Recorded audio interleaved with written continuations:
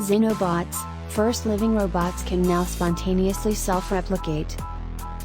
According to a new scientific article, scientists have built tiny biological machines made from frog cells called Xenobots that can now self-replicate.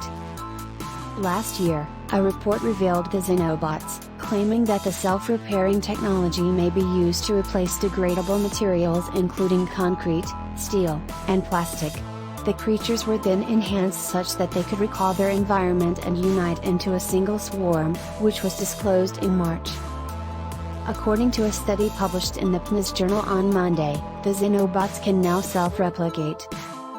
One of the report's co-authors, Joshua Bongard, stated that the organisms would spontaneously self-replicate given the appropriate design, and suggested that the technique could be used to combat future pandemics and speed up vaccine production.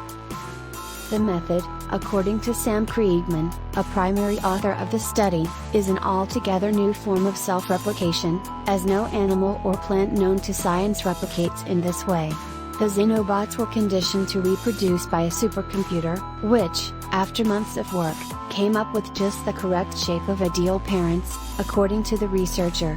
Despite the fact that the design, which resembles Pac-Man in some ways, was a counterintuitive and simple new form of self-replication, it proved to be extremely progenitive. According to Kriegman, the Pac-Man-shaped parent Xenobots gave birth to many generations, creating great-grandchildren who, in turn, created great-great-grandchildren. According to Bongard, the rapidity of replication is critical for the bot's practical uses. If we can develop technologies, learning from Xenobots, where we can quickly tell the AI, we need a biological instrument that performs X and Y and inhibits Z, Bongard noted. Several stories have raised ethical issues about Xenobot technology, despite Bongard's assertion that the benefits of the apparently revolutionary technology outweigh the hazards.